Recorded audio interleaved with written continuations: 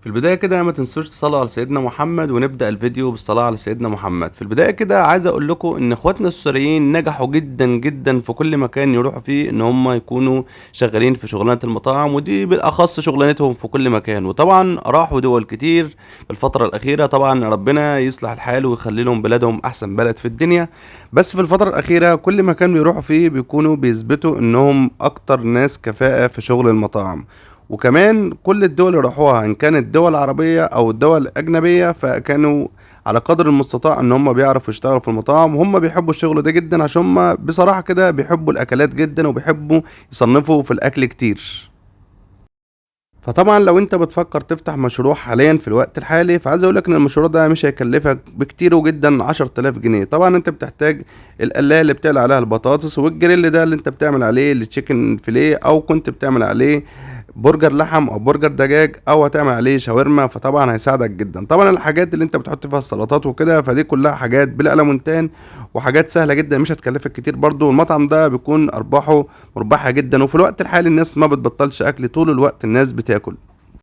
وعايز اضيف لك كمان ان الشخص ده اكتر شخص اللي انت هتشوفه حاليا بيحب مصر جدا، وهيغني اغاني حلوه جدا لمصر. عايز اقول لك ما بيزعلش اي حد خالص يطلب منه اي طلب، حتى لو اكله ممكن يكون مش نفس الشغل بتاعه بس بيعملها عشان خاطر ما يزعلش حد. طبعا هو بيكون متواصل جدا مع الناس الموجوده في مصر، وبيسمع عن المطاعم اللي حلوه في مصر اللي شغالين فيها اخواتنا السوريين. وطبعا كان نفسه يفتح مطعم في مصر، بس للاسف في الفتره الاخيره في صعوبات شويه ان اي حد سوري ينزل مصر ويشتغل يفتح مطعم. طبعا هو خد التجربة دي قبل كده، اشتغل في تركيا 10 سنين شغال في مطعم، وطبعا فتح مطعم في سوريا، وحاليا هو فاتح مطعم في الكويت. وكان نفسه يفتح التجربة دي او يجرب التجربة دي وهو موجود في مصر. فلو انت موجود في الكويت فده في حوالي عند مسجد العثمان، ويعجبك جدا الاكلات بتاعته ومش هيزعلك، وهتطلع من المطعم ده مبسوط جدا. طبعا في نهاية الفيديو اتمنى يكون الفيديو عجبكم، ولو انت مرة بتشوفني دوس اشتراك في القناة، ولو بتشوفني على الفيسبوك اعمل لي فولو، وان شاء الله انتظروني في فيديوهات كتيرة تعجبكم جدا الفترة الجاية. اشوفكم على خير. هلا ابو عمار، حبيبي حبيبي. هل كنت تحب ان انت تفتح مطعم في مصر؟ يا ريت.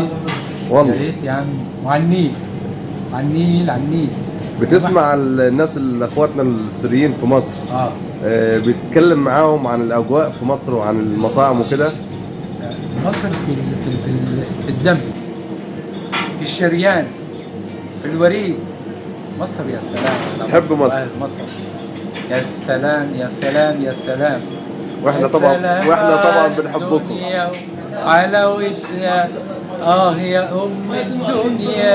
يا سلام يا سلام يا سلام على حلاوتها يا ام الدنيا. يا سلام. ماشي يا باشا، واحنا بنحبكم جدا.